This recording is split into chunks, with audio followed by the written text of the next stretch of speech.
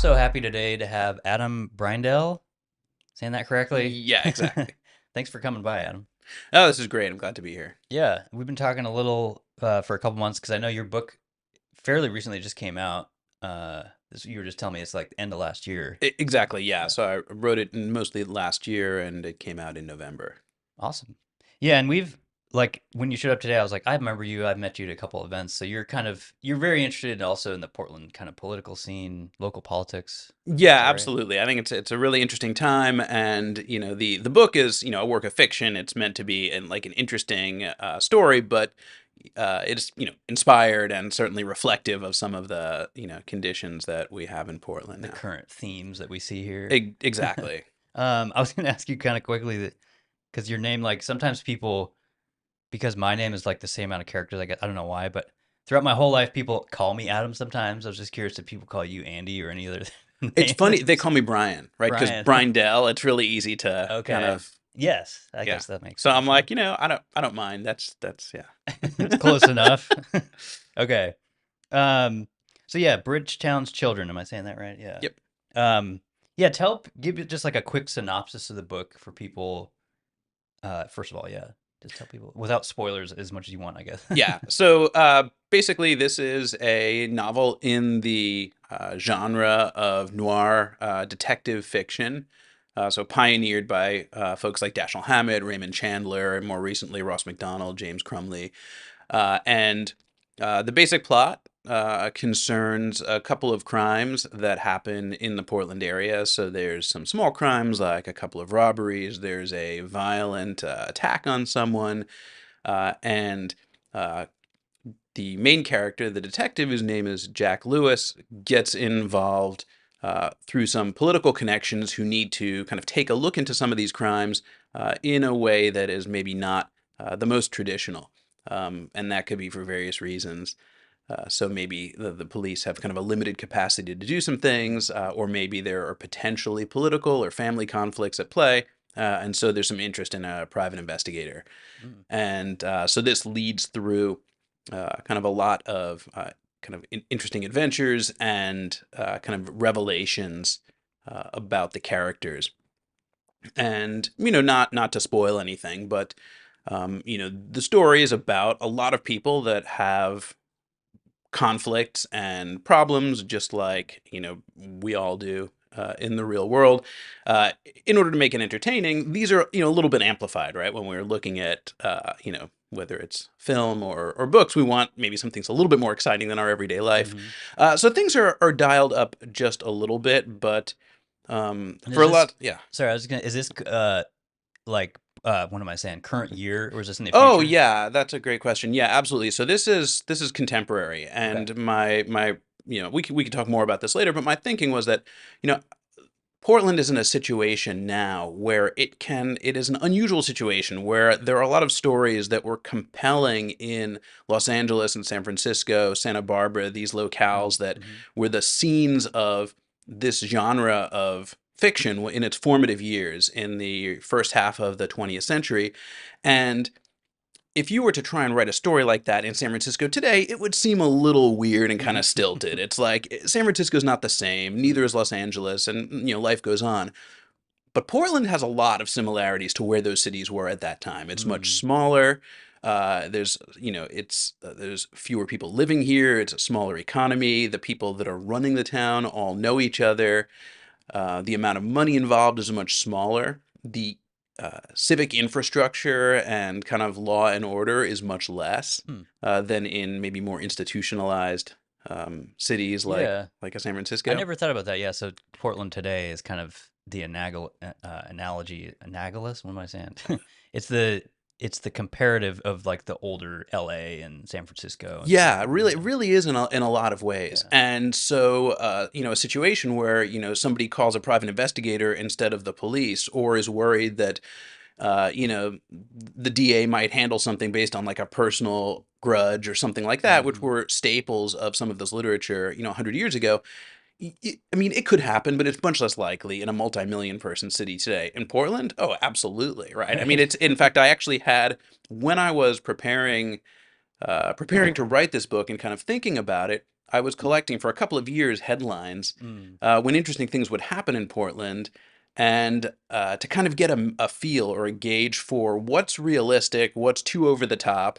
Um, Ironically, the things that happen are stranger than fiction kind of things, Mm. where there are things that happen for real. I can mention some of them that are kind of entertaining, but that are so over the top that it would push the boundaries of believability in the book, which is kind of funny, right? So I So actually had to reality is too real or too much in for the a book. couple cases it would push things, or it would make the writing into less realism, which is what I wanted, and more into kind of the gonzo adventure stories Mm-hmm. that someone like James Crumley does. That, his stuff is over the top, and it's Yeah. like, that wasn't really what I was looking for. But anyway, it's kind of interesting because those things Yeah. do happen.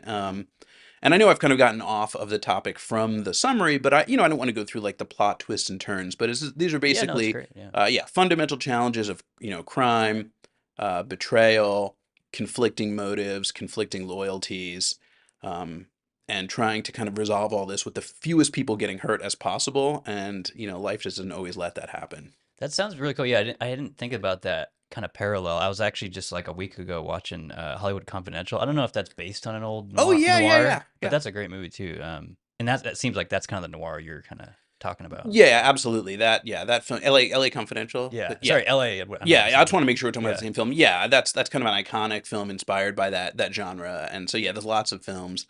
But yeah, that's a great Yeah. example in the more modern era. Well, that's definitely. Yeah, I was going to ask you kind of the origins of this, but it sounds like you've always been into noir, film noir, book noir, all that stuff. And Yeah, and I've been a kind of a mystery fan my whole life. Different kinds, but in more recently, just really fascinated by this. There's different flavors within noir. There are more over the top things, and there's more just dramatic, like really kind of like sex and guts and blood mm, kind of stories.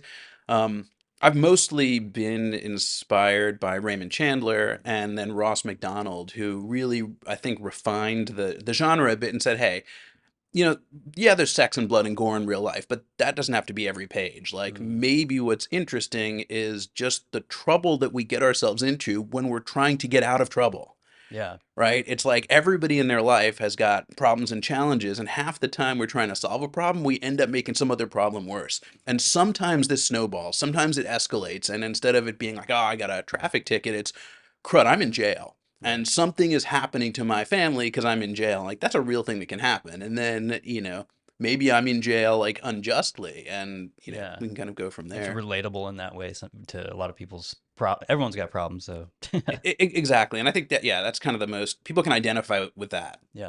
just that struggle. And how did you get into writing fiction? Had you done before anything before this, or you just always into it, or?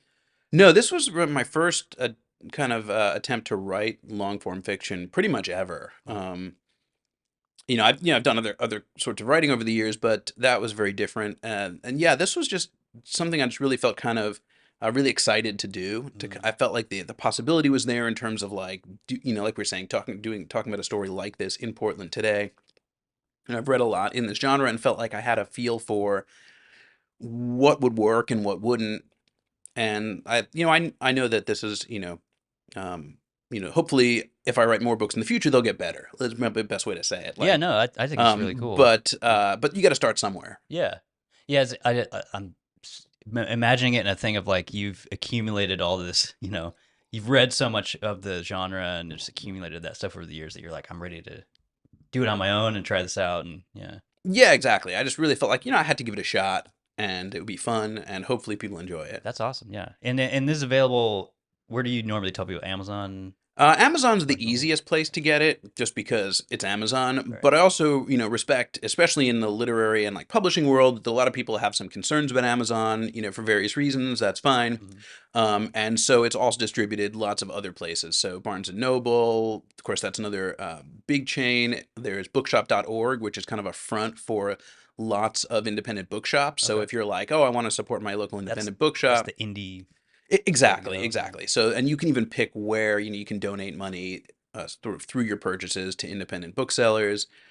And most bookstores, if you tell them you want it, they can order it. They may not have it on the shelf, but How do you? Maybe this is a hot topic question. How do you feel about Powell's? I know they're kind of controversial. Just I've had guests on here they won't carry their books, but I've always liked them. I know they're a staple of Portland and stuff, but I don't know. I haven't really been into Pals in a while. I don't know. I'm just curious, like, how you feel about them. I mean, I'd love to hear more about the controversy. Honestly, I now I feel a little out of the loop. Like I feel like I know a lot of the local controversies, but I didn't know about that one. I mean, They're just I'll just put it. They're very woke and they won't carry certain right wing people. oh, So okay, which to me interesting. is kind of strange.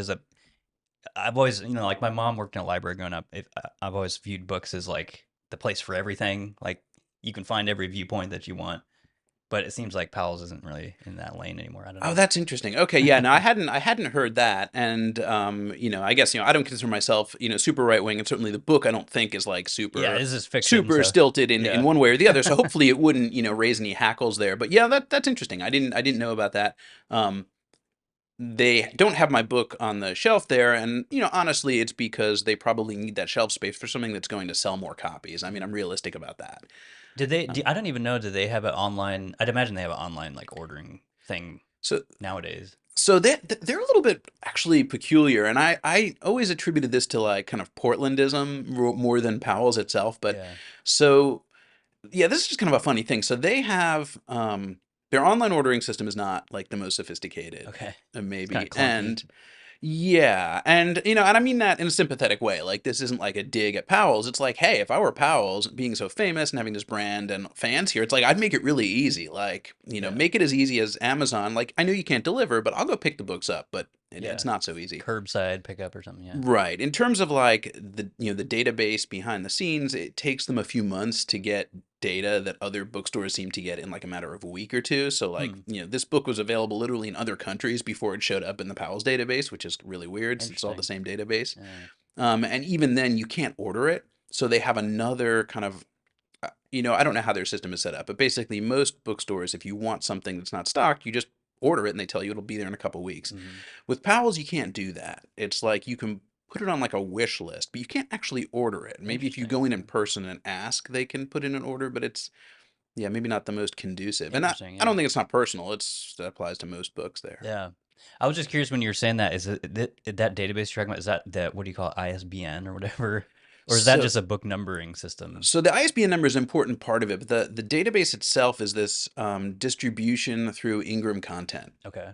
So Ingram Content is kind of a massive company that produces and delivers many, many kinds of books to many distributors, from retailers like Powell's to libraries to universities. It's kind of, I don't know Hmm. if it's 80%, but it's a large So fraction of it's all the not books in the just world. sales. It's yeah, like libraries. Right, and they manage inventory. So, like for example, if Powell's goes to place an order, like most retailers would do, one of their like they're gonna have their Ingram order is probably gonna be their biggest order, and they're gonna have like thousands of items on there, and then they'll have a few other distributors they order, things from here and there. So Ingram is kind of the main way, Interesting. Yeah, I've and never even heard of that. I'm learning. yeah, it's kind of inside baseball of publishing, and they participate. Everybody does, but it's that database. Most other places pull the data or synchronize to it more frequently, and Powell seems It's kind of maybe. lagging a little bit. Yeah. Yeah, so Well, that's kind of. I was gonna ask you too about like ebooks and everyone I know now like listens to what do you call it? Audiobooks. Does that. I've always preferred to just read it. But I'm curious, like, how do you read stuff? Do you listen to audiobooks, and does that play into how you distributed this at all? so that's interesting. I've heard similar things. I've never listened to an audiobook Yeah. in my life. I don't Well, know if I should you're in admit good this. company then. Um, I've tried it and I just can't. I prefer to just read. yeah, I love reading on paper. That's kind of my preferred way to do it. I have gotten a little bit into reading ebooks on an iPad just because there's some practical benefits, like if you want to carry around 12 books with you, etc., Yeah. or getting a hold of foreign books that are more expensive or difficult to get here. Um, You don't have to carry a gigantic book bag. but yeah, yeah. In my mind, when I was writing this, my thinking was paperback first. Like to my mind, like the essence of like the genre and the experience is like the detective paperback novel. Yeah. And then ebook, well, okay, that makes sense too because there's just tons of people that are going to only buy it that way, and it's pretty easy to do that simultaneously. So it did Kindle or that whatever. also Yeah. exactly, and so it's available all those ways also. And then audiobook, I haven't really I thought guess you'd about. have to record that. I didn't even think about that, but Right, and that would have to be either me or a voice actor, or I guess there's AI ways to do that, but that's a whole Yeah. other topic we Yeah. could talk about. I'm not, I do some work with AI professionally. I'm not sure that I want to mix AI in with the kind of writing project. I think maybe those two things are better off separate. Yeah. Well, yeah, I was going to ask you a little bit about that. Yeah, I guess we can talk about it. Yeah. Before we do that, actually, I was going to ask you about, because I was curious if you did any research about, I know there's documentaries and a lot of articles about this, of the old Portland Noir days, like the Portland Mafia and all that stuff in like the 1800s. I'm just curious, like, do you know So anything about that or? So I've read some some general histories that cover some of that stuff. Those things didn't specifically fit into this book, but Right. this is, and maybe this is something to talk about at the end. I am working on another book Oh, okay. that's also contemporary. So if Bridgetown's Children is roughly happening in 2024, then maybe this new book is roughly happening in 2025. Okay. And for that, I've researched some, I don't know the best way to say it, but maybe some potentially criminal activities and Mm. uh, organizations that have been active more recently. So maybe within the last, say, 40 years, It's like that crime oriented in that way. Yeah. yeah, well, crime or corruption, right? Okay. Sometimes one of the interesting things about the genre and about real life in a place like Portland is the boundary between what's crime, what's corruption, and what's just a squirrely business practice Yeah. is fluid. Yeah. And that makes it interesting, right? Because there's crime that's just obviously crime. It's like, okay, go get the bad guy, lock him up. And it's like, that's kind of simplistic. And then you've got stuff that's like, sleazy business, so, but it's not really super entertaining. It's just somebody's like bending the rules a little. But then you get this kind of thing where it's in between, where someone's really exerting power in a way that just tastes like deeply inappropriate, and maybe people are getting violated more than just losing a couple bucks. Mm. But it's kind of under the guise of business, and it's like, how far does business get you?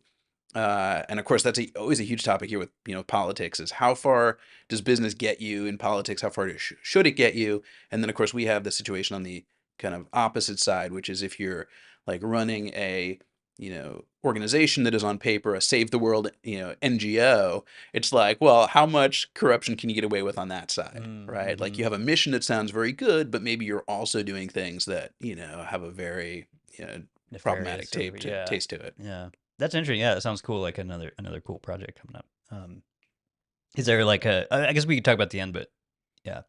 Let's get into the AI stuff because I wanted to ask you about like I see you post about it sometimes, and I'm curious. Yeah, like how do you use it today? And it sounds like you're not really down with using it for this kind of writing, or are you? I don't No, no. So just to give a really quick background, because I haven't talked too much about myself, and I Yeah. don't, Yeah. I know people don't want to hear a long story about me, but um, my personal life. But I've worked for a lot of years in the tech industry, Okay. so I've studied literature and philosophy and worked on things like that when I was younger. I've mostly worked in the tech industry, like kind of 90% in Silicon Valley and maybe 10% up here over the last 25 years. In software engineering, statistics, machine learning, AI. So that's So kind of you're how I way got. into it. Yeah. Yeah, that's kind Professionally. of how I'm connected to that. I probably spend more time building systems with AI for other people than using it myself. Hmm. I mean, I use ChatGPT like other people do, but I'm a little skeptical of those things because I know how it works. So it makes me a little Yeah. concerned Well, about I'd it. be curious your take on that because I saw you post about or maybe it was a retweet about somebody because I know about the AI hallucinations. I've tried it even for like news reporting type stuff. And admittedly, this was a while ago, but I had it try to write an article and it like pulled just kind of bogus stuff that was either old or just kind of irrelevant. But I'm just curious, like, is that what you mean when you say you don't Well, trust it fully with that kind of? well, yeah. I mean, there's a lot of it's so there's things you can do with if you take just the AI model by itself, it's not likely to do a great job with a lot of tasks. But you can build systems where you combine it with other stuff, and you can get better output. So, like if I wanted to write, like I was talking to some folks recently about producing press releases. Mm, So, if you tell a model to write a press release about this topic, you're probably not going to get anything good, like what you're saying. right. If you write a rough version yourself and say, please rewrite this as a like proper press release, Hmm. it will do a pretty good job of that. So it's all about that initial input. And I r- and I see that all the right. time now. People, training a specific AI to do, they'll give it all these documents and train it to do that one thing, and Exactly, or yeah, teach you how to find those. Now, one of the things, this may change in the future, but one of the things I found with, especially anything like fiction, is it tends to, my joke is it tends to be kind of a cliche machine. yeah, Like it really doesn't write well. It writes what you would expect it to write, yeah, which yeah. is fine, but it's not really interesting writing. It's not surprising or Right, it just doesn't innovative have or that feel or that flavor that makes it kind of creative or interesting. that's what I've noticed with because I've tried it with comedy. I made a lot of comedy sketches throughout my career, and I've had it try to write even like a single page sketch, and it's kind of like you're saying, like it's everything you'd expect, but it just doesn't hit like in a comedic way. It's just like Yeah, some, and maybe there are ways you can tweak those models to make them kind of behave in a more creative way. They may be more zany. mhm. That maybe that would help. I haven't really tried because honestly, like I have for me, the goal wasn't like produce this piece of writing whatever way possible. For me, I was enjoying writing it, Yeah, and I feel like because you have all this history with the genre and stuff. Yeah, yeah, and I feel like when I'm communicating with people, it's like it's a person to person communication. It's like it's not that interesting if a machine wrote it. Like you know what I'm saying? It's yeah. like It's coming from a different place. It's Yeah, like, yeah, it's like, I mean, maybe a machine generated video to entertain my cats, right? Like with yeah, birds flying around or something. Like, okay, fine, it's just like a product. But it's like if I'm taking up your time, it's like I should have something to say to you that you will or won't like, and yeah, vice versa. yeah. I'm always just interested in people's take on it because I don't know. I'm one of those people like I use it. I guess I would say I'm like a light AI user. I don't use it as much as most people that I see. Like I'm not a daily GPT user or anything. um, but I do like for very specific tasks. I do think AI is really good at certain things. I don't know, especially with video. But Oh yeah, I mean, in fact, the cover. So, and just for full disclosure, because all the publishers are keeping track, they want to know whether you're using AI. Hopefully, I people are being bet, honest yeah, for lots of reasons. So, there's not a word of this that's written with AI, but the cover that's is. AI. It still took a lot of work. I mean, it took hundreds of hours to get to where the AI would produce the cover I wanted, but I didn't paint it, and It I makes didn't. sense for a book cover. I would, Yeah, to do something like that. it was, yeah, I mean, for what I wanted, like, for that kind of, for the genre and the style, and I did look at like working with humans, but the cost of that, Yeah, would have been prohibitive. that's cool. I didn't even think about that. Because yeah, when you say that, like the publishers want to know, is that because what I see in the news world a lot and just the political world is it's all come down to disclosures now. Like everyone has to, they want that disclosed that hey, AI had a part in this. Is that what you mean as far as the cover stuff? Like if publishers want to know that, or Yeah, I honestly I don't know 100% the motivations. I think part of it is they want to be part of it is they want to be prepared, from intellectual property point of view, because there's still unresolved questions like when you take a bunch of stuff that other people own right? traditionally and you grind it up and then you use that to produce something new, at what point is it transformed enough that it's yours? Yeah, So I think, transformative. Yeah, yeah, so I think there's that. I think also they want to just keep track of the rise of kind of, so there are these book mills that kind of generate tons of books and typically ebooks and just kind of crank them out. There's people that work in certain genres where there's kind of pressure to maintain your audience by putting out like a book a month. wow, Like just if high you volume output. Yeah, yeah, like I think some of the romance literature is a little bit like that. Like there are yeah. folks that are doing really well. I mean, not a lot, but there are folks that are doing really well, and they build a kind of a following and an audience. But to maintain that, there's a million other people doing the same thing. So there's this pressure to put out Hmm. books very quickly, keep your audience with your series or whatever, and not with somebody else's. And so a lot of those authors are using AI and automation more and more. And I think some of the publishers are trying to figure out, what's the future of this and Yeah, I was curious if you, I don't know if you know much about this, but I've been following this case since the basically the beginning, and it's still going on right now. But do you know the New York Times case with OpenAI, where I they're don't know. I don't know the details. they're So, it's basically like what you were just describing. Like OpenAI, New York Times has sued OpenAI, and it's still an ongoing case for basically harvesting all their news stories and then regurgitating in it with ChatGPT or any of their products. And it seems like there's only been a few cases like this. There's a bunch of news outlets now doing the same type of lawsuits. But I'm really curious to see the results because I feel like you know if the court rules in the favor of these publishers in New York Times, all this kind of content harvesting through OpenAI is going to be really limited, and their whole argument is hinges on that transformative stuff we were talking about of. they call it basically, hey, if it's on the internet, we can pull it. It's like it's open to anyone. Um, but I've just been really interested to see how those play out, and I'm curious, like your take on that as an author, or somebody who wrote, like, would you be comfortable with your content here, like if that was in the ether, being mixed in and output to something new, and To be honest, I feel like it's kind of inevitable anyway. it's just gonna happen? Yeah, Yeah. So now that's a bit of a cop out, right? Because it would I like it? Honestly, I don't really mind it. I yeah, mean, I think that we're not talking about someone copying and pasting in some like primitive way. not Uh, straight up plagiarism, or no. yeah, Even if somebody wanted a summary of the book and, somehow this book were prominent enough in the training set, which I'd be in a pretty lucky situation if that ever happened where it could find this without, hmm, and actually summarize it. That's probably not a big problem for me. you're not too worried about it. Yeah, No, I mean, it is a really interesting question because a lot of the training for these models doesn't really, it's not really about the content itself. mm, Or maybe what's the best way to say this?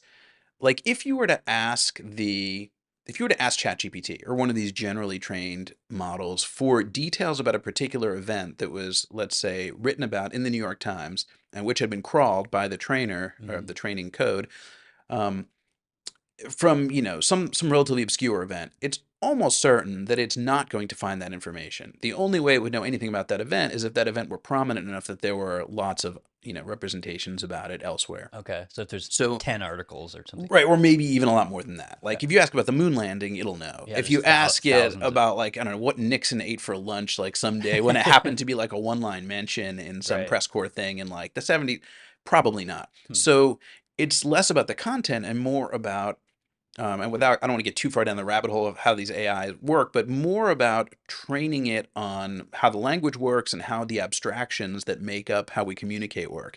And the truth and is, that's why they're called large language models. right, Yeah, right. And that's why it almost doesn't matter. I mean, as long as it's trained on something legitimate, it like your content isn't that special. My content's not that special. There's a couple of models that just came out that I think are the first really large models that have been trained on a fully open, like a fully open um, data corpus. hmm, And I'd have to look at like the fine print of what does that mean. But I think what they mean is that it's not just data we happen to scrape. It's data that we actually know what's in there and we got mm, licenses to it, hmm, something like that. And those interesting. models can probably work just as well. Yeah. So then you lose your leverage if you're the New York Times, you're holding out for a bunch of money. Well, That's yeah, not the way to do it. and I just remember that too, because what's really interesting dynamic to that case to me is there are publishers, and this is why they're suing them, that have paid OpenAI large amounts of money to license their content, and that's what they're trying to do. Basically, is like, hey, if you guys want to scrape this, we'll let you do it, but you got to pay to license our content. Now, And there's another. So there's a with OpenAI. There's the model training itself, mm, right? There's other stuff. OpenAI has all kinds of grand visions, right? So some of their newer products are they don't just use the base model. They do other things like they search the web and use that mm, information. So mm, you may notice when you're typing in questions with some of the newer versions of ChatGPT, it'll say searching the web. So um, what it's doing is implementing a kind of an architecture where you talk to it. It knows that it doesn't know everything. So what it does is it tries to use tools or use other documents to assemble information and then kind of use focus on those to answer what you're asking. Now that's a place where the licensing becomes a lot more critical, mm, right? So if I do ask ChatGPT, tell me about Nixon's lunch habits in 1971. So the base training model probably either has nothing, you won't be able to find anything, or it'll hallucinate and give me some kind of garbage. But if it has access to the New York Times, then it'll be able to that whole potentially answer that question. It'll database or whatever. right, it'll go back and do some search, behind the scenes, some more traditional search to pull up those articles, and then behind the scenes it'll kind of grind them up and digest them. Hmm. And yeah, so then you can get some really powerful systems that are really getting value out of those other things. So in situations like that, yeah, there's a real business deal to be made. Interesting. Okay. Yeah, I was just curious. Let's see here. Yeah, let's talk a little bit about Portland. Just your thoughts on like where Portland's going. I know we have this brand new city council, new mayor, all that stuff. County's kind of new. How do you feel about, and first of all, I guess we can get into your Northwest story too. How long have you been here in Portland? So, so I've been here on and off for almost 25 years, but Okay. I've been full time living here only a couple of years. Okay. So way back in the late 90s, I was working a summer software job in Providence, Rhode Island, and I had a boss. We were taking walks around at lunch and looking at the architecture, and he goes, "Hey, if you're interested in architecture, you should check out this book. I recommend this to anyone who, even it's a little dated, but anyone who hasn't heard of it. It's called The Geography of Nowhere. Okay. So it's about urbanism and architecture. It's a little dated because it was written in the 90s. It was written by a journalist, not an academic, so it's very accessible. May or may not agree with what the guy has to say, but he looks at, the fundamental thing that he looks at is, why is it that we go to places like Key West or Savannah, Georgia, or Rome, Italy, or even small villages in Europe, or maybe it's small town Portsmouth, New Hampshire, and it's all charming and fun and nice. We say, isn't this really cool? And then oftentimes we go back to our house in suburban sprawl outside of Philadelphia Mm. or Chicago or something like that, and we go, oh well, I guess I can't ever live in a nice place. There's And none like, of that quaintness or that right, appeal or whatever. right. And it's like, we have, there are certain benefits to the suburbs, but it's also, this is well-worn territory that the suburbs are, there are a lot of trade-offs to the suburbs too, right? Right. You're driving everywhere, there's nothing around, you don't get to interact with people, a million things. And so what's going on there? And, I won't get in, try to summarize that whole book, but he talks about kind of how that came to be, like how we ended up in a situation where it is, even if people know that they want to live within a place that has a small town feel, it's almost impossible to build stuff like that. Mm. And why it is, how that came to be, and Portland has a prominent place in that book because he says, Portland is an interesting place because around when suburbs were, maybe a little bit after, because I guess things really happened here in the 70s and suburbs, kind of post-war, but um, this area was small, so there wasn't a lot of suburban growth. When Portland was looking at making some changes and, Oregon was growing a bit, that there was kind of a conscious effort to not go in that kind of Right. suburban The direction, not like, sprawl and yeah, not like gut the city core and go for the sprawl. And there's um yeah, kind of lots of reasons for that, but he talks about how it's a great example of, and at the time, I mean, Portland's had its ups and downs, but it was kind of a great example from an architecture, point of view, yeah. and just the experience walking around downtown, and things are at a very human scale. It's like, there are lots of little details. The blocks are short. Yeah, they There's a are. lot of texture. There's things to see where you're walking around. If there were people, you could interact with those people. The storefronts are varied and they're close to the street. They're And, not and at like, that time I think we also had Fairless Square, right? I think, And I don't remember definitely in the the exact 90s. dates on, Yeah. yeah, I just wouldn't, yeah, I wouldn't want to talk to that because I don't remember the exact dates. I don't even know how far TriMet was at the time. Yeah. But I mean Yeah. it lines up with what you're saying. And Yeah. it's like when I moved here Yeah. too, was about 20 years ago. It was very much like that. And anyone who's been in New York City or any other city, you will realize, yeah, it's super walkable. We got these tiny blocks. It's very quaint. It still is very bike friendly. There's all these kind of Yeah. things that are, Exactly. And yeah, so I read this book and I was like, oh, this is really interesting. I'd never, I'd heard of Portland. I'd never been here, but I was working on a project in San Francisco, and, companies were a little more, things were a little more flexible at the time. You could, kind of go around and see places. And yeah. so I was like, oh, okay, I'm going to go up this weekend to Portland and check it out. So I came up, I think, in 1999, and I was like, whoa, this is really cool. Um, at the time, there was not much of an economy here, Yeah. and remote work was not a thing because for lots of reasons. So I was like, oh, would be a really cool place to live. I'd like to spend some more time here. It's not really practical for my job, but when it makes sense, maybe move up here. And then over time, tech scene developed a little bit here. So there were times when I was working in the Bay Area and actually coming up here for work, Mm. which was kind of neat. I mean, it's hard to imagine now. There were, to come This is like up and, pre-Silicon Forest or whatever they call Portland and that. yeah, I Yeah. guess it was around that time. Like there were times in the early 2000s, like say maybe around like, trying to get the exact dates, maybe around like 2005 Hmm. ish, Hmm. 2006, where there were startups. I remember going to the Pearl and visiting, these startups that looked like kind of stereotype, startup offices. Yeah. And there was that energy and kind of that vibe. And, it wasn't Silicon Valley, but there were jobs and there were interesting Mm. projects. And there were some things where the leaders in the world were here for those particular things. And then later I ended up spending more time up here working with Intel. Hmm. Um, So doing a lot of teaching there, and yeah, sort of spending a lot, spending more time, and eventually moved up here. You kind of just fell in love with it and liked it enough to just move out here. Exactly. Yeah. I mean, I always loved it, really, from kind of from the very beginning, Hmm. and it was just a matter of how does it make sense with jobs and family and all that Yeah. stuff. Do you feel like it is still? Because like I haven't done a ton. I've done a little bit of video work for like HP up in Vancouver and some of these. I'm trying to remember. I might have done one other tech company. Oh, like Puppet Labs. I think they got sold a while back. But do you still see Portland as like a tech? Because I feel like for a while they had like this tech peak, and then now it's kind of going away a little bit. But Oh yeah, I'm no, curious your that's take on that. absolutely. I mean, it's really tragic.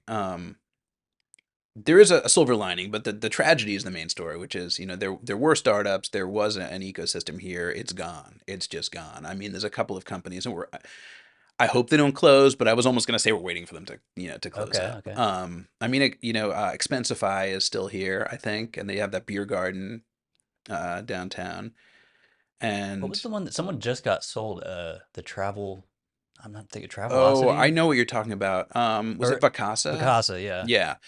So And I don't know if they'll move or whatever, but they, yeah, yeah, I don't know. And it's like a lot of economic kind of phenomena, it's like a downward spiral, and maybe not the end of the world, maybe there can be an upward spiral, but yeah. right now it's not great. Intel's running into a lot of trouble, so that's Hmm.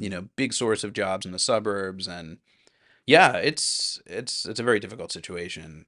Who's like the? I mean, I guess yeah, the Bay Area. That's still the kind of the capital of that type of stuff. Oh yeah, yeah, absolutely. And no place in the world is, every place in the world wants to be like the Bay Area, Yeah. and generally, they either don't succeed at all or they get a little mini version. Hmm. And that's fine. And what I was going to say with the silver lining is with Oregon and Portland, one of the interesting things is it's a place that's really on a smaller scale. Like you actually don't want to have the kind of scale that's going on in the Bay Area, even a little bit of it, it would be very disruptive here. It's the kind of thing that if you did it, it would be a long-term thing. It would change the culture a lot, and it would have to be very gradual. If you were to drop in, and this is why I say the silver lining is in the 20 teens, there was some talk about, Apple and Google and, some folks making big investments maybe around Yeah. here. And I did wonder, I said, well, on the one hand, it's like it will definitely inject stuff into the economy, but it could be the end of the place as we know it, Right. because there's a kind of a culture that goes with that. Just yeah, in terms of how people work, the amount of money, the distribution of the money. Yeah. Kind of Uh, tarnish that quaintness or whatever we were talking about. Yeah. yeah, it can kind of accelerate inequality in weird ways.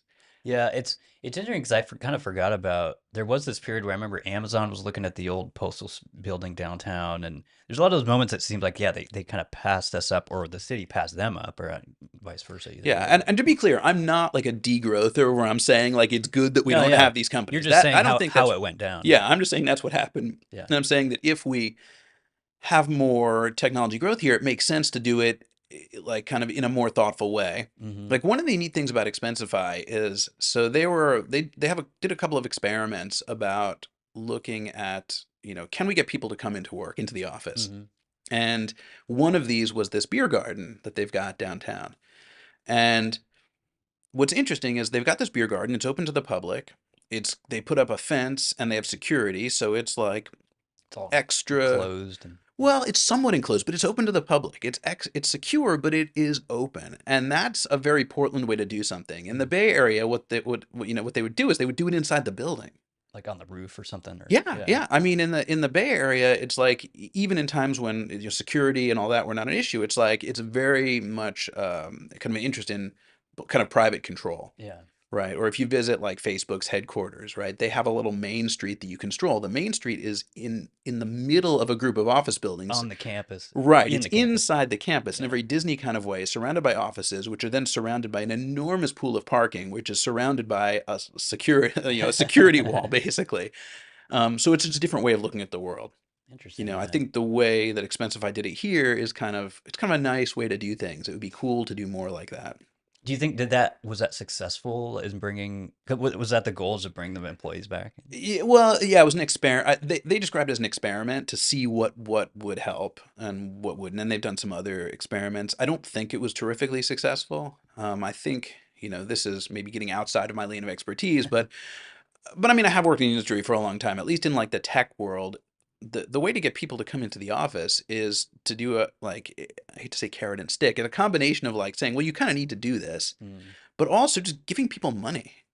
Yeah, Like, people don't, that's, monetary incentive. yeah, Yeah. it's one of the, and this is maybe the Bay Area like piece maybe rearing its head a little bit. This is like the Portland way isn't so much like this, but the Bay Area way is, you want me to do something? How much is it going to cost? It's, we could easily pay people money that would move the needle here in the Portland area that would be a rounding error in the Bay Area. And that would definitely, people would do whatever the heck you wanted. Yeah. And I don't mean to like downplay people's agency there, but it's like, it's like the cost of living is different. It's like if you give people 10 or $20,000 a year here, that really moves the needle. Whereas Yeah. in the Bay Area, Mm. it really doesn't, for just for historical Right. reasons. And it's sometimes a little frustrating that there's not like maybe collaboration to do some of this stuff. Like I've had some ideas about kind of helping to rebuild that ecosystem, or an ecosystem that could also deal with some other things in terms of bringing people to downtown, Hmm. in terms of some cost of living stuff. I've talked to some of a number of the candidates during the last election cycle about that, and they were mostly enthusiastic. It wasn't like a headline issue. It wasn't homelessness, crime. These are like the headline issues. Hmm. This kind of gets wonky into like, well, and the banks do this, and the valuation comes from there, and it gets into the details in a way Yeah. that's a little boring. But those are the kind of things that you can do. It's Yeah. I mean, those things make sense to me. It seems like the most straightforward way to get people back is like, hey, we're going to incentivize this in a very direct way. If you want to come in, we'll get this, extra pay. And if you don't, then you don't get that. And you can continue working remotely or whatever that is. But yeah. I mean, I think that's one way to do it. Yeah, or even just talk like so. I I'm one of the organizers of an open source meetup group in the Portland area called PyData. So PyData is like a Python data science group that's connected okay. to a it's connected Python, to the a language. yeah, Yeah. exactly. And it's connected to a national like nonprofit like a called NumFocus, but it's a way for people to learn things and meet with other people and all that kind Hmm. of stuff. There's about 1,500 members. Wow. Pretty big. Yeah, we haven't been as active lately as we have in previous periods, but yeah, there's a lot of people involved, and I talked to folks there, and I asked things like, well, what would it take for you to come in to an office in the city or downtown, say not 5 days a week, because that's probably never going to come back, Yeah. but maybe 3 4 days a week, The hybrid 3-day thing. Yeah. right? And a lot of folks was like, oh, I would never do that. And I was like, well, what do you mean you never do that? It's like, well, wait a second. Like, oh, the commute's no good. What if you could work on the commute and like you were getting paid for that time? What if this was like a significant increase in your salary? And people were like, oh, I never thought about that. Oh, okay, I don't know. I'll have to think about that. And it's kind of charming in a way, but people don't think about like, hey, like maybe it's just a negotiation for money. Like Yeah. maybe my life gets a whole lot better because I can pay for like, I'm really, doing things differently with cars or school or medical or whatever my priorities are. And all I have to do is get on the max like, 3 times a week. Yeah. Yeah, it is. It's an interesting. I always ask people, a lot of the candidates too I've had on here about it because I see it as a way to revive downtown. I don't know how we're going to revive downtown Portland without getting people to work down there again, but there's all these ideas about converting the office space into living space, which is, time consuming, expensive. But I would love to see. I don't know. I've just always preferred personally to work in person, and maybe it's because I do video and stuff. But I just find that I am at my best and more collaborative in person than on Slack or whatever and all that stuff, or Zoom or I don't Oh yeah, know. 100% agree. But I don't do like I feel like for software and technology, it maybe it does make more sense to just be online and I think for certain people and certain organizations can function very well online. So I'm not going to say that that doesn't work. yeah. But I can share a couple things. One is for the junior folks, like, you know, those first few years when you're learning how to accomplish like a big goal for the business. And it's not just about writing some line of code, right? You can write a line of code wherever, but like figuring out what the right line of code is Mm. and why, you write this line, your boss tells you to take the line out, and then a week later they tell you to put it back in, and then a week later they tell you to pull it back out. There's, to understand like the why Right. and how, and if you don't like that cycle, maybe there's a better way to design the thing in the first place. Mm. And a lot of that is collaborative. Having just direct access to people that are doing different things that have a different angle on stuff, and not like where you're reaching out and, scheduling a Zoom or something. Yeah. I wouldn't have gotten anywhere if I didn't have, honestly, I had bosses the first couple of years that, they would let me do stuff and they're like, oh, that's great. Oh, by the way, like this other stuff, like, that's completely wrong. Don't do that. Stop that right now. Do this other thing. Or like, you did this completely wrong. And it's like, that helps a lot. And you, Yeah. you can't get that same experience remotely. It does seem hard. Yeah, like mentorship seems really hard to do digitally. Yeah, especially because when you're doing stuff digitally, everything is in some sense on the record. Mm. Right? So one of the things like with real life is that you have like a back channel, right? You can go over to somebody and you can say, hey, this person wants that, and I don't know if it's going to happen. So just maybe don't focus on that right now. Like this person wants this. Like if you think that makes sense, like spend an hour, try that out. I can't officially like Yeah. tell you to do that, but if you do it, like bring it to this meeting and we'll, like there's a lot of stuff that you can do in person that's like the loose coupling of how people work together Right. Right. that is much harder when everything's scheduled, everything is permanently in writing. It's like it leaves a permanent record, Yeah. of who said what to whom when. Everything's so direct, and you don't have that indirectness that's Exact, available in person. Yeah. exactly. And if you overcouple systems, we run into, I mean, that's like a big phenomenon. I mean, not just in business, but I think in the world, right? There's Mm-hmm. this goal of the right amount of tight versus loose coupling. Yeah. Just getting it just right.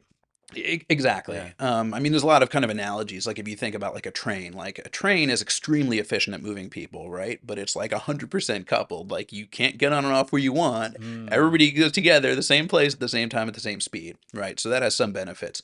Cars, maybe, or bikes are at the opposite end. It's like anybody can go wherever they want at any time, but they're much less efficient, especially Right. when you put a Right. bunch of cars going all different ways. Somewhere in between is like, I know this isn't a really, maybe that's a bad analogy. It's not a train versus car Yeah. No, I argument, understand what you're saying. I think. Yeah. but this idea that like when there's a sweet spot in there somewhere Mm-hmm. where there's enough flexibility to like work around like human problems. Yeah. It's kind of elastic in that way. Exactly. Is there anything else you want to say about your Northwest story before I get into some of these other questions here? Oh, I guess Have the you seen Portland change at all since you've been here, and are you? Or oh, I think yeah, I mean we've all seen the ups and downs. yeah, Yeah, I mean because I think, it's or I guess because you said you've been visiting for what 25 years, but oh you yeah, yeah, moved a yeah. couple years ago. Yeah, and I spend a lot of time up here for work. So yeah, I mean I've seen the Portlandia days, and Okay. I've seen the, Yeah, I yeah, saw a little bit of the pre-Portlandia days, and then kind of the Portlandia peak days, yeah. and then the pandemic days, Right. and we have that what's going on now. And um I guess the kind of, yeah, I guess one of the takeaways from that is that it's very inchoate and there's a lot of opportunity because not a lot of stuff has been built here. If Mm. you're here a long time, like everything's relative, right? So if you're here a long time, you're like, well, this is built and we're stuck with this, Right. or whatever. Yeah. But there's a really, compared to other places, like if you visit Seattle, for example, it's like if you start in downtown Seattle, like, and you can drive for an hour like north or south without getting out of these weird like suburban like something, Yeah. there's a lot of stuff there. Whatever's there isn't going anywhere. Mm. We don't have a lot of stuff here, and in a way that is like a blank canvas, Mm. right? There's basic infrastructure, but I'm trying to think of the best way to express this. I mean, Yeah. No, I think I see what you're saying. Yeah. and so There's still a lot of opportunity for there's that. an enormous amount of opportunity and enormous ways to, yeah, to just do things that we haven't boxed ourselves in, Mm. if we don't want to. I mean, there's regulations and other things where people have tried to paint ourselves into a corner, and well, we're going to pay the price for that until we decide to stop doing it. But in terms of the physical stuff, the fact that we haven't built like 1,000 square miles of suburban sprawl, Mm-hmm. like the cost of that is enormous. And once you have it, you can't just take it away. You can't Right. like go out there and say, well, we're taking away your sewer, police, and fire because it doesn't scale at the rate that our economy is scaling, Hmm. right? Or else you get these kind of collapsed in inner suburban rings that have happened in other places. It's like you Mm. can't really do that. So we don't have to worry about that. We don't have that. Yeah, I see what you're saying. Yeah. We have these natural resources that are still in great shape. Yeah. If you were to like go to any city on the East Coast and say, oh, like you could like walk downtown to like a little beach area where people can like meet, if you walk around by downtown, there's like, nice little beach areas, Hmm. and you can do kind of what you want there. In other words, meaning you can like put a boat in the water there, you can make a little campfire there or whatever. And it's like, this doesn't sound like a big thing here. Like from a rural point of view, it's like, well, why shouldn't I? But from an urban point of view, It's really special. it's astonishing. Yeah. I mean, nowhere, none of the big cities in the United States can you do that. Yeah. That's cool. And I was thinking, do you have any like, maybe this is the wrong guy to reference, but do you have any like Ray Kurzweil type predictions about Portland's future? How about Portland's future? Like, do you see like, there's a lot of talk about Yeah. baseball coming here, and Uh, people have talked for years about making like a subway here, and I don't know. Is there anything lofty like that that you see happening in Portland? Not so much in terms of the infrastructure. Like, I wouldn't necessarily. I mean, we might get a baseball team here. Hmm. We might not. It's possible. We might get a subway here. We might not. I guess I see it more as like a cultural thing. Hmm. And I think there's a really big question of how this is really the last big frontier city in the Mm. United States. I Hmm. mean, well, there's Alaska, but that's, I mean, yeah, okay. So Alaska They're gonna deserves build out credit. Anchorage or something. Yeah. Right, but and there's other things there. But if you look at like the lower 48, right? This has a lot of really interesting characteristics. Like a lot of things that were just fundamentally from the frontier are still here. Mm. Um, in terms of there's that classic like the frontier thesis, this idea that like it's that these frontier cities are basically where people go looking for either opportunity or to avoid persecution from other places. Mm-hmm.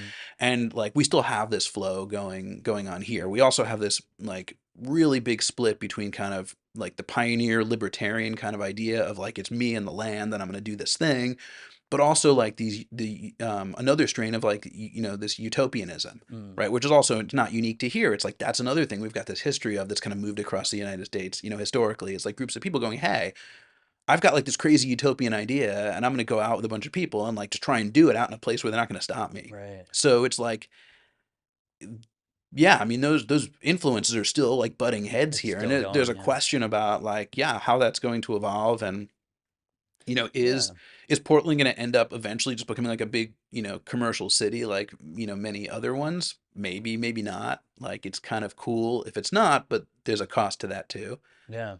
Yeah, that is really interesting. Yeah. I agree with you. I think yeah, it's like it's at this fork in the road of if it's going to become a metropolis and when that happens, and or I forget what the other, what do they call them, alpha cities? There's like these different distinctions Oh, of right, right. Yes, levels of yes. cities, and that's what, yeah. Seems like at some point we could become, yeah, like a Seattle level city or a San Francisco level, but what that looks like and how long that takes, who knows? But yeah, I agree with you on that. Okay, let me get into. I have a bunch of goofy questions Yeah, that's fun. that I'll ask here.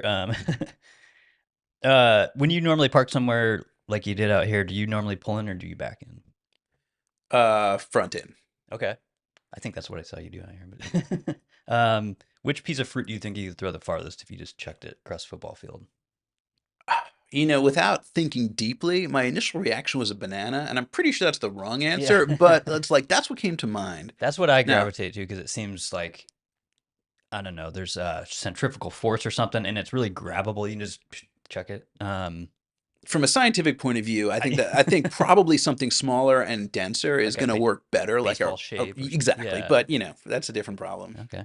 Um, do you like crunchy or smooth peanut butter? Or maybe you don't like peanut butter. Oh, smooth, definitely.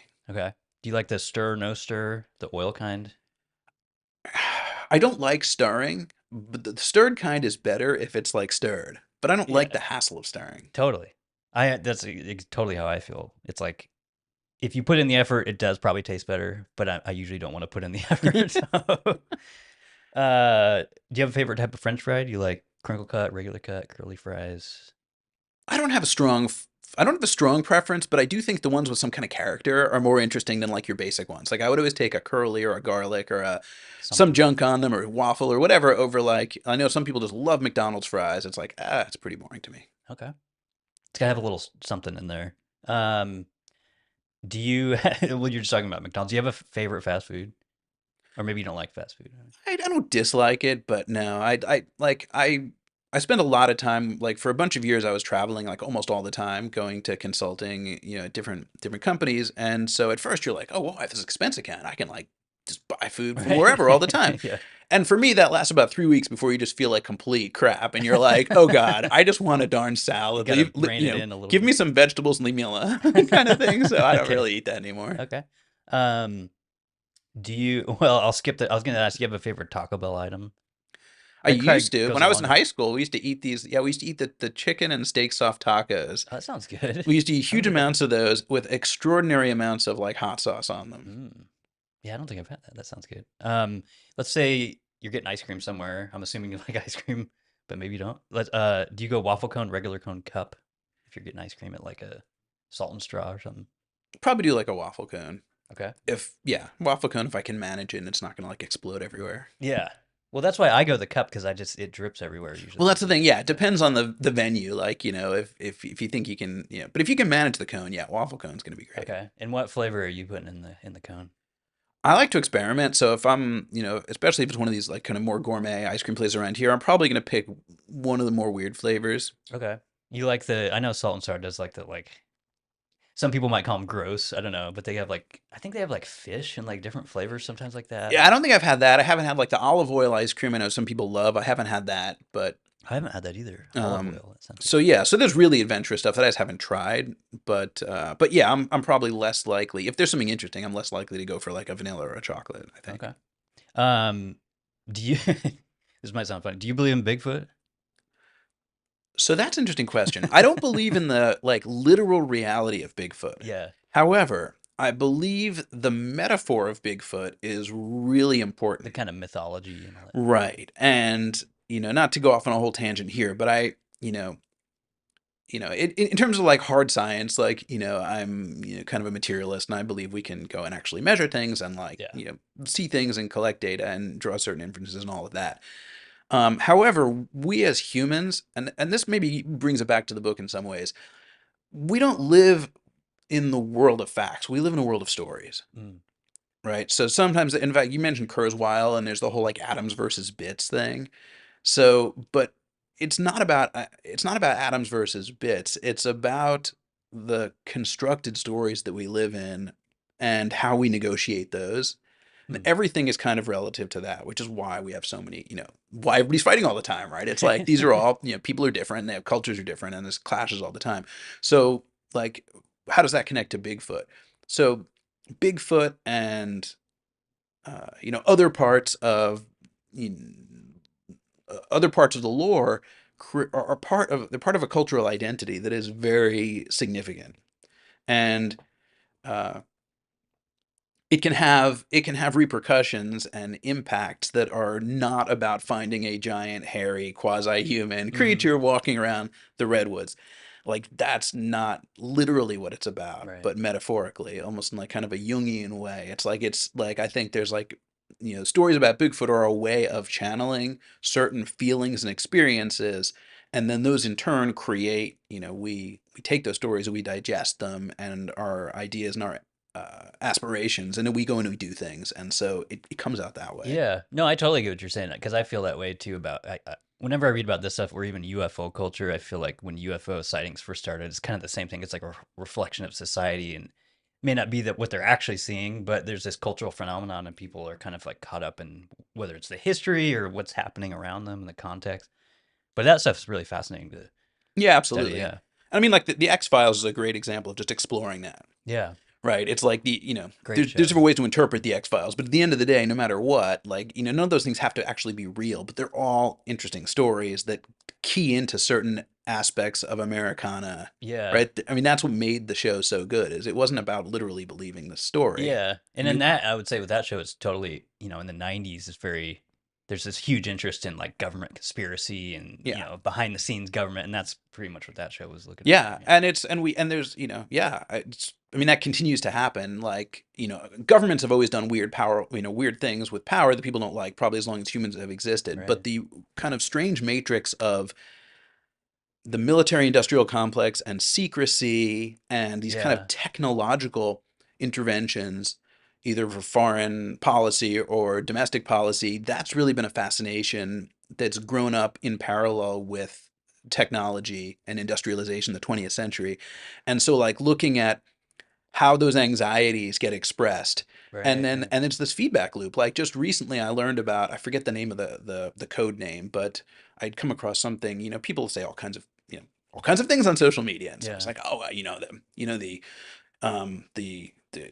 the fog of San Francisco has like some chemicals in it. The government did an experiment where they, like, put a bunch of bacteria. They did a biological warfare experiment in the fog in San Francisco, Hmm. and I'm like, really, really? I know. I've never But heard of that. That's crazy. but so I look it up, and no, it is. It's declassified now. It's Wow. well Okay. documented. It happened. I don't remember, it was in the 50s or whatever, back when people were doing all kinds of wacky stuff, and they did an experiment with certain particular kinds of bacteria, and they seeded it in the fog and wanted to see, like, what would happen, where would it end up, and who would Hmm. get sick, and all this stuff. And it's like, so there's the mythology and the reality, You and can it kind see of feeds on each other. the kernel of truth to that, I Yeah. guess. Yeah. That is really interesting. I never even heard of that, but that makes sense. I was just thinking because I've used fog machines a lot for like film and video, but I guess that's like a dispersion or like a transmission thing. That's interesting.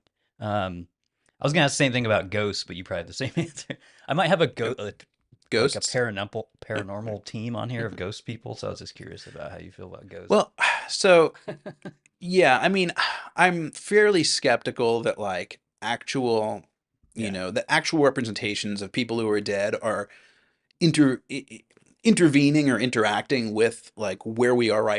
Yeah. right? Another dimension or something. Right. Like, I think that literal version is difficult. However, the metaphorical version is big. Like, I've been a fan of mysteries of different kinds, like, throughout my life. And one of the things I've always been a fan of Scooby Doo, right? Okay. Yeah. Right. The Scooby Doo stories are not the most sophisticated, but they do have, like, certain, like, key elements, which are they're they're ultimately rooted in, people trying to get away with stuff, right? It's Mm-hmm. always like, oh, well, we found this haunted swamp and we're scared of this monster. Or what? It's a bunch of guys are stealing cars and they're trying to get people Right. away so that they Right. can, part out the cars, So under the or guise of this ghost or whatever they're, yeah, right. yeah, And so, yeah, so this idea that these ghosts, or these monsters, are either, they're that they're maybe, so, one take on them is that um they're kind of instruments, they're instruments of people doing stuff. And then there's maybe another kind of more, like, that was a totally kind of separate take on ghosts and monsters that connects to some stuff I did when I was in grad school. There's kind of another, like, almost like cultural theory take, which is that there's that we kind of make up these descriptions to capture, anxieties and hmm problems that we have. it's like a foil for that or something. I don't know. Yeah, Yeah, like it all gets absorbed into the yeah, exactly, like an expression of what seems out of place or unnatural. Like, it's a way to capture things that culturally we've decided or feel like are out of place or unnatural or give us anxiety. And we take those things, and we kind of bundle them up and, like, place them and kind of, like, locate them in a thing like a ghost or a monster or right, something right, like that. And we say, well, that's the thing. makes sense. Okay, I just have a couple more. Let's see. Did you have a good meal somewhere recently? A place you wanted to shout out, or just a local business, if not a restaurant? Well, I think one place that immediately comes to mind, I figure you always go with your gut with a question like this, and that is Clyde's Oh yeah, Clyde's Barbecue, prime rib Prime Rib. Yeah, on sorry. Sandy. Yeah, Yeah. yeah, that's been there forever. Yeah. Um, let's see. Do you have a if you were forced to run like a huge brand or company, is there one you'd want to operate?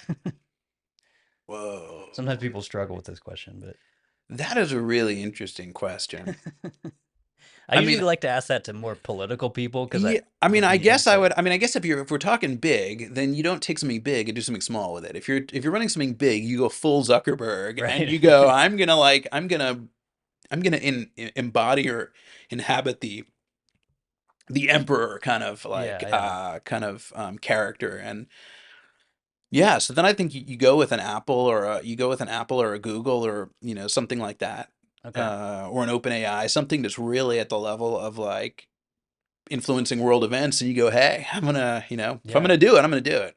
tip of the spear And kind of thing. see what we can do. Okay. Yeah, that's kind of all I had. Is there anything else you want to talk about before we wrap it up here? I'm just going to plug the book again. You can find this on Amazon, Barnes and Noble. What was the other one you mentioned? The indie Bookshop.org. bookshop.org. Okay. So yeah, as a front end to all kinds of indie kind of indie bookshops. Let me see if there's anything else interesting. And you were saying people can look forward to the next book. Is that this year or next year? Hopefully? I'm working on it this year. My hope is, depending on how things go, is around the end of this year, Okay. maybe. So we'll see Possibly how that. this year, possibly next year. Yeah, Yeah. yeah. Cool. And where's the best place for people to like check out? Do you have like, do you want people to go to your social, or like where's the best place to like follow? Honestly, so this is another one where I don't have a great answer, right? Yeah. So I've never been like, for whatever reason, I've just never been in like the self-promotion-y kind of world. Like, I don't have a website. I get it. I Yeah. have like, I'm on Twitter, but really it's just like now and again, like, a couple of little professional things. Stuff you find interesting. Yeah. Yeah, I just don't. But the best place is just finding the book on Amazon. Yeah. Okay. Or one of those sites. Cool. Yeah. Is there anything else you want to say before we wrap it up here? Yeah, no, I think that's great. I really appreciate the chance to come and chat about the book. Lots of fun, interesting Yeah. topics. Everything kind of is connected. I think that's like the one takeaway I would say. Yeah. Is I've really been fascinated by something called complexity science, and Okay. without getting into a whole rabbit hole there, basically this idea that not in a hippie way, everything's connected, because that's a thing. But what I mean is, the world is made up of, at different levels of granularity, of billions of things that all are doing their own thing, and when they combine together, we get really interesting results, things that are unexpected, things that are like tragic, things that are great, things that are really, really hard to predict. That's interesting. Yeah, I'll have to look into that. Complexity science, is that what we said? Yeah.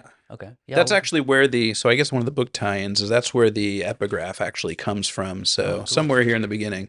So there's a line. Oh yeah. So more is different. Okay. So this guy, that quote comes from, a paper that is viewed as maybe kicking off kind of the modern take on complexity science. And it's this idea that if you have a lot of things, at a certain point, it's not just quantitatively more, it becomes qualitatively different.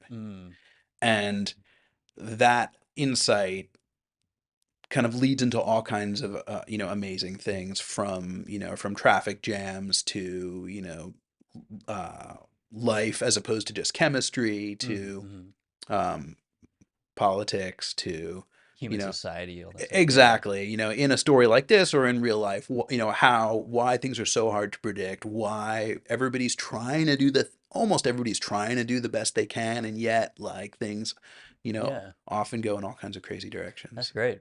Yeah, and if you're interested in Portland culture and noir and all that stuff, check out the book. I'm gonna definitely give it a read. Thanks for bringing it by. Thanks.